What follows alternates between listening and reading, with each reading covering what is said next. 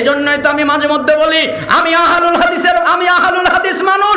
আরে আহলুল হাদিস সন্তানের আহলুল হাদিসের ঘরে জন্ম নিতে হবে, তাই সে আহলে হাদিস। একথা ঠিক নয়। কত আহলে হাদিসের সন্তান খবিশ হয়ে গেছে, কত আহলে হাদিসের সন্তান সালাত আদায় করে না, কত আহলে হাদিসের সন্তান নাস্তিক হয়ে যাচ্ছে, কত আহলে হাদিসের সন্তান শিরিক করে বেড়াচ্ছে। আহলে হাদিসের ঘরে জন্ম নিলেই শুধুমাত্র আহলুল হাদিস হওয়া যায় না। পৃথিবীতে যেখানে যারা কোরআন এবং সহিহ হাদিসকে মেনে চলে তারাই হচ্ছে আহলে হাদিস। এটা কোনো বাপের দেওয়া সম্পত্তি নয়, যে বাপ থেকে পৈতৃক সম্পত্তি পেয়েছে, সূত্রে পেয়েছে, এটা নয়। পৃথিবীতে যারা যেখানে কোরআন এবং সহিহ হাদিস মেনে চলে তারাই হচ্ছে আহলে হাদিস। এই জন্যই তো আমি বলতে চাই যে আমরা আহলুল হাদিস মানুষ, আমাদের আকীদা এত শক্ত, আমরা সুন্নাতকে এত মজবুতভাবে আঁকড়ে ধরবো। আমরা বলবো আমরা ফাঁসির মঞ্চে ঝুলতে রাজি আছি, আমাদের গায়ে বুলেট বোমা লাগাও, এতে কোনো অসুবিধা নেই, আমরা রাজি আছি। আমাদেরকে হত্যা করে দুনিয়া থেকে বিদায় করে দাও, এতে কোনো অসুবিধা নেই, আমরা রাজি আছি। আমরা মরতে রাজি আছি, আমরা ফাঁসির মঞ্চে ঝুলতে রাজি আছি, তবু ইমামের পিছনে সূরা ফাতিহা এবং জোরে আমিন বলা বন্ধ করতে রাজি নেই। আমরা রফুলে দাইন করা বন্ধ করতে রাজি নেই, আমরা বুকে হাত বাঁধা বন্ধ করতে রাজি নেই, আমরা পায়ে পা কাঁধে কাঁধ লাগানো বন্ধ করতে রাজি নেই, আমরা ইমামের পিছনে সূরা ফাতিহা পড়া বন্ধ করতে রাজি নেই, আমরা জানাজার সালাতে সূরা ফাতিহা বন্ধ করতে রাজি নেই। কেন?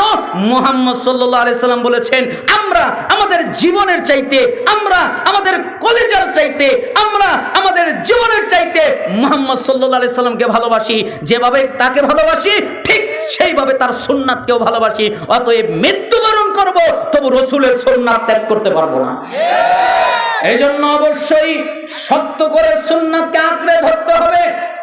ওয়াইয়াকুম মুহদাসাতিল উমুর ফাইন্না কুল্লা বিদআতিন দালালা। আর শোনো, তোমরা দিনের মধ্যে নতুন কিছু আবিষ্কার করবা না, দিনের মধ্যে নতুন কিছু তৈরি করবা না। কেন?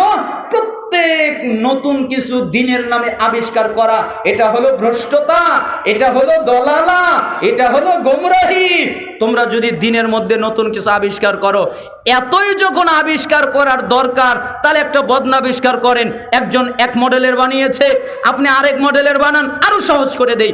এতই যদি আবিষ্কার করার প্রয়োজন, একজন গাড়ি বানিয়েছে যে গাড়িতে পেট্রোল ভরা লাগে, গাড়িতে অকটেন ভরা লাগে, গাড়িতে গ্যাস ভরা লাগে। আপনি নতুন আবিষ্কার করেন, পেট্রোলও লাগবে না, অকটেনও লাগবে না, গ্যাসও লাগবে না, খালি নদী থেকে পানি উঠাবে আর ভরবে, গাড়ি চলবে। আবিষ্কার করেন, গাড়ি আবিষ্কার করেন, লাইট আবিষ্কার করেন, আরো নিত্য নতুন জিনিস আবিষ্কার করেন, এতে তো কোনো অসুবিধা নেই। আপনি ইবাদত আবিষ্কার করতে গেলেন কেন? আল্লাহ তো আপনাকে ইবাদত দিয়েইছেন, মুহাম্মদ সাল্লাল্লাহু আলাইহি সাল্লাম তো আপনাকে নির্দিষ্ট ইবাদত দিয়েছেন। অতএব কেন আপনি ইবাদত আবিষ্কার করতে গেলেন? এই জন্য সুন্নাতের একটা সহজ সংজ্ঞা বুঝবেন। মুহাম্মদ সাল্লাল্লাহু আলাইহি ওয়াসাল্লাম ইবাদত মনে করে যেটা করতেন ওটা সুন্নাত, আর মুহাম্মদ সাল্লাল্লাহু আলাইহি সাল্লাম যেটা করতেন না, যেটা না করতেন ওটাও সুন্নাত, যেটা করতেন ওটা করা সুন্নাত, যেটা না করতেন ওটা না করা সুন্নাত। আপনাকে বোঝাই, ফরজ সালাতের পরে মোনাজাত নিয়ে মারামারি লাগে না? আপনাদের বগুড়াই তো লাগে, কত কিছু হয় ফরজ সালাতের পরে সম্মিলিত মোনাজাত নিয়ে। আপনাদেরকে একটু শুধুমাত্র বোঝানোর জন্য কথা বলছি। আচ্ছা বলেন তো, ফরজ সালাতের পরে আল্লাহর নবী দোয়া দিয়েছে না দেয় নাই? দেয় নাই?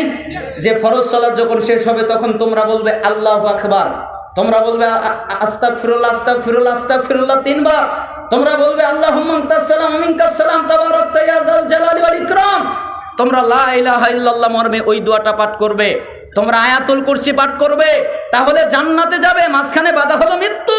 তোমরা সূরা ইখলাস, ফালাক, নাস 3 বার ফজর আর মাগরিবে আর বাকি ওয়াক্তে 1 বার করে পাঠ করবে, তাহলে সমস্ত বিপদ থেকে আল্লাহ বাঁচাবে।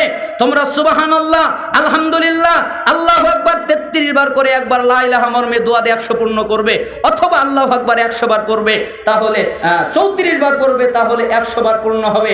33 বার সুবহানাল্লাহ, 33 বার আলহামদুলিল্লাহ, 34 বার আল্লাহু আকবার বলে 100 বার পূর্ণ করবে, তাহলে তোমার গুনাহ যদি সমুদ্রের ফেনার মতো হয় তবু আল্লাহ ক্ষমা করে দিবেন।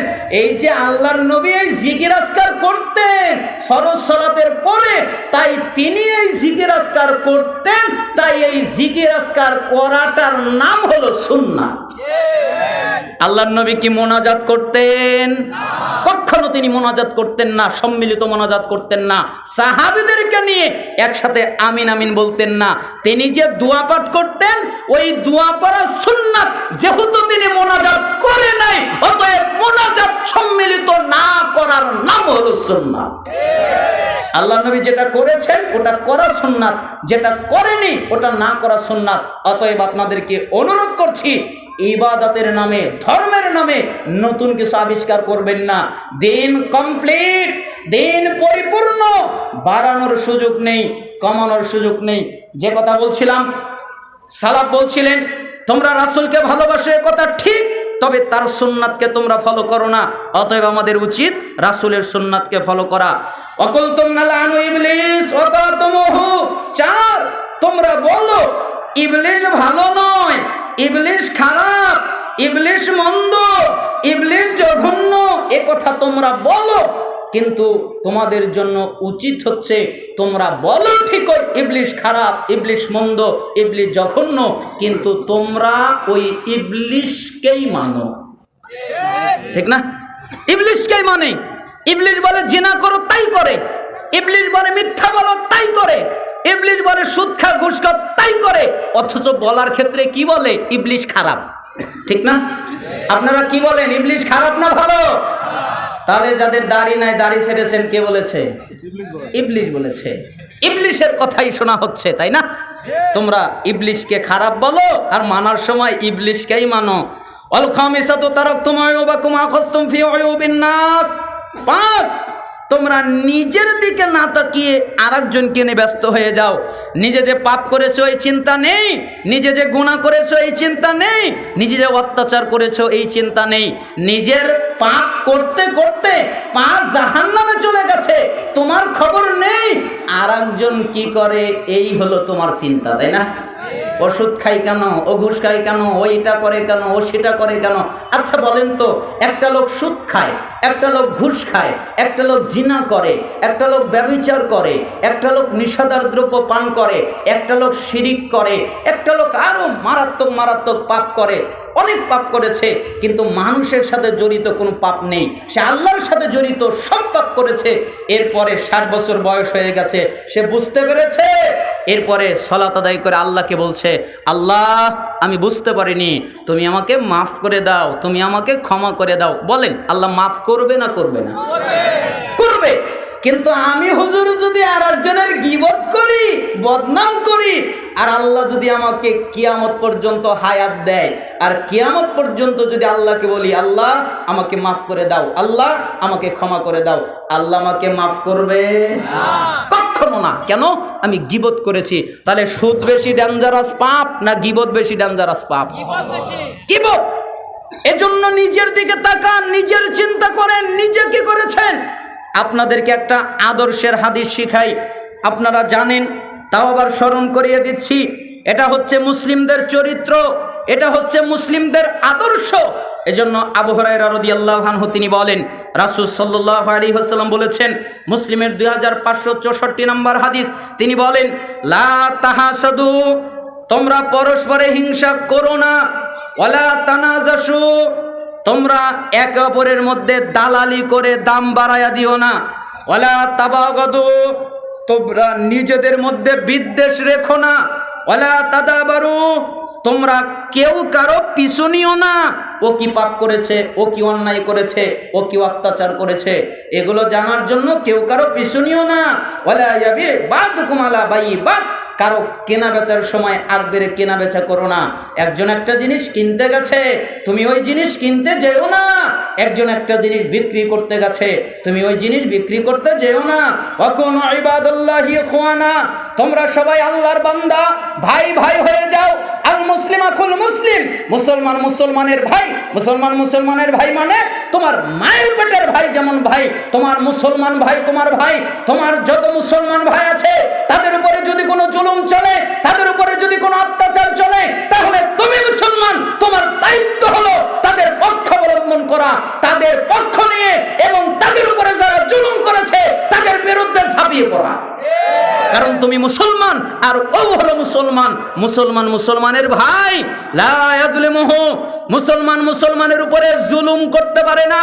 ওয়ালা ইয়াখযুলুহু, মুসলমান মুসলমানকে তুচ্ছ তাচ্ছিল্য করতে পারে না, সহায়হীন ভাবে সম্বলহীন ভাবে ছেড়ে দিতে পারে না। ওয়ালা ইয়াকযিবুহু, মুসলমান মুসলমানের সাথে মিথ্যা বলতে পারে না। ওয়ালা ইয়াহকিরুহু, মুসলমান মুসলমানকে তুচ্ছ করতে পারে না, তাচ্ছিল্য করতে পারে না, হেয় করতে পারে না। আত্তাকওয়া হাহুনা ওয়া ইউশিরু ইলা সাদরিহি সালাসা মাররাতিন, এই কথা বলে তিনি বুকের দিকে ইঙ্গিত করে বললেন, তাকওয়া এখানে, তাকওয়া এখানে, তাকওয়া এখানে।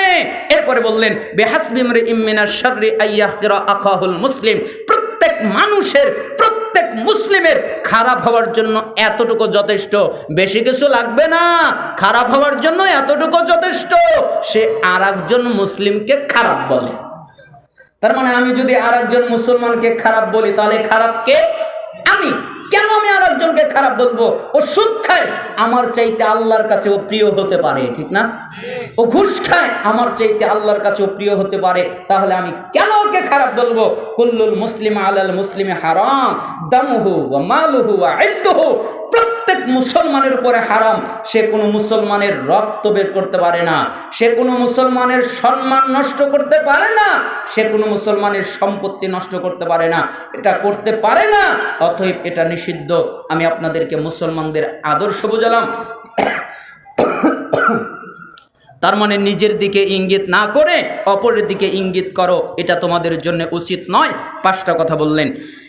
1, তোমরা আল্লাহর পরিচয় পেয়েছো কিন্তু তার হক আদায় করো না, অথচ তার হক আদায় করা উচিত। তার হক কি? একমাত্র তার ইবাদত করা, তার সাথে কাউকে শরীক না করা। 2, তোমরা কোরআনে কারিম পাঠ করো ঠিকই, কিন্তু ওই অনুযায়ী চলো না, অথচ তোমাদের জন্য উচিত হচ্ছে কোরআন অনুযায়ী চলা। 3, তোমরা বলো আমরা রাসূলকে ভালোবাসি, কিন্তু তার সুন্নাত ফলো করো না, অথচ তোমাদের জন্য উচিত হলো রাসূলের সুন্নাত ফলো করা।